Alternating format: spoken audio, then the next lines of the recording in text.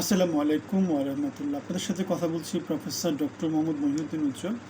আমরা যে টপিক নিয়ে কথা বলবো সেটা হচ্ছে ডক্টর মোহাম্মদ ইউনূস তার সরকারের দায়িত্ব পালন করতে চাচ্ছেন না, তিনি পদত্যাগ করতে চাচ্ছেন। এখন তার এই যে পদত্যাগ, এই পদত্যাগ ইস্যুতে উপদেষ্টা পরিষদের কিছু সদস্য তার সাথে পদত্যাগ করতে চাচ্ছেন। এই অবস্থায় বাংলাদেশের অন্তর্বর্তী সরকারের গন্তব্য কোন দিকে? নতুন একটা আলোচনা চলে আসছে, সেটা হচ্ছে জাতীয় সরকার প্রতিষ্ঠা করার একটা আলোচনা চলে আসছে। যদিও আমাদের সংবিধানে জাতীয় সরকার বলে কিছু নাই, যেটা আছে অন্তর্বর্তী সরকারের কথা আছে। অন্তর্বর্তী সরকার মানে যারা কি করবে, একটা স্পেশাল পারপাস সার্ভ করার জন্য যারা কি করবে, তত্ত্বাবধায়ক সরকার হিসেবে তারা নির্বাচনটা পরিচালনা করবে, নির্বাচনী দায়িত্ব পালন করবে। এখন আমাদের ডক্টর মোহাম্মদ ইউনূস যদি পদত্যাগ করেন, তাহলে তিনি সময় নিয়েছেন, তিনি তার উপদেষ্টাদেরকে তাকে মতামত দেওয়ার জন্য তিনি অনুরোধ করেছেন, সেটাই আমরা পত্রিকার মারফতে দেখতে পেয়েছি।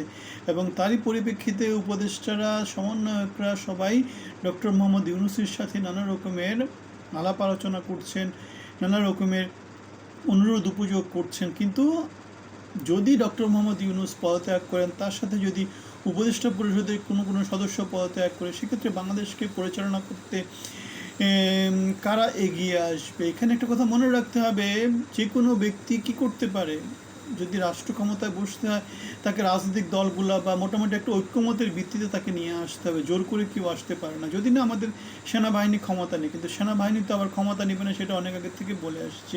সুতরাং আমাদের উপদেষ্টা পরিষদে একটা সংস্কার আসবে ডক্টর মোহাম্মদ ইউনূস যদি পদত্যাগ করে, এবং সেখানে একটা নতুন করে নিরপেক্ষ একটা উপদেষ্টা পরিষদ তৈরি করা হবে, যাদের উদ্দেশ্য হবে একটাই, সেটা হচ্ছে নির্বাচনী ব্যবস্থায় বাংলাদেশকে গণতান্ত্রিক পথে নিয়ে যাওয়া। এখন ডক্টর মোহাম্মদ ইউনূস গত 9-10 মাসে কিছুই করতে পারেনি, সংস্কার কিছুই করতে পারেনি।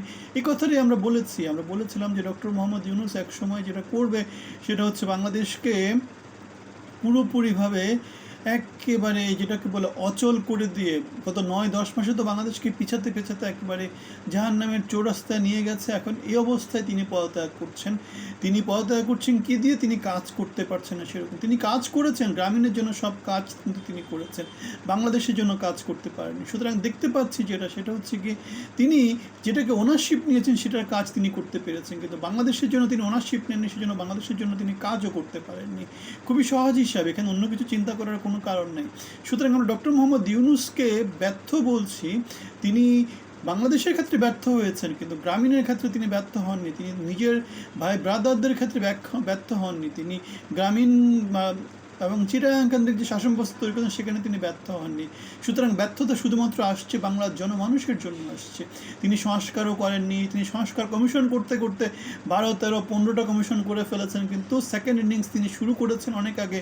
কদ্দূর কী করেছেন তার কোনো ঠিক ঠিকানা নাই। তিনি এই অবস্থায় বাংলাদেশকে মোটামুটি একটা এতিম করে দিয়ে তিনি কি করছেন, ক্ষমতা থেকে কুইট করার চিন্তা করছেন, জাতীয় সরকারের কথা বলছেন, তত্ত্বাবধায়ক সরকারের কথা বলছেন, নির্বাচনের কথা বলছেন, সংস্কারের আলাপ আলোচনাটা তিনি এতদিন যেটাকে নিয়ে চালিয়ে গেছেন, সেই জিনিসটা তিনি আর কন্টিনিউ করছেন না। জাতীয় সরকার যদি তৈরি হয়, 90 দিনের মধ্যে যদি নির্বাচনের কথা হয়, সেক্ষেত্রে সংস্কারের কী হবে? সুতরাং সংস্কারকে বাদ দিয়ে কোনো রকম নির্বাচনের কথা সেটাতে আমরা অ্যাগ্রি করি না। সংস্কার ছাড়া নির্বাচন, সেটা আমরা চাই না। সংস্কার করতে হবে জাতিকে, এবং সংস্কারগুলো করতে হবে যাতে বাংলাদেশে ফ্যাসিজম যাতে না আছে, বাংলাদেশের গণতান্ত্রিক নির্বাচন যাতে সবসময় সুষ্ঠুভাবে সম্পাদিত হয়, সেই জিনিসটা শক্তিশালী করার জন্য বাংলাদেশে যাতে কোনোভাবেই কোনো রকম জনগণের বয়সকে যাতে কোনোভাবে কেউ চেপে ধরতে না পারে, সেজন্য বাংলাদেশের সংস্কার নিয়ে আসতেই হবে, এটার কোনো গত্যান্তর নাই।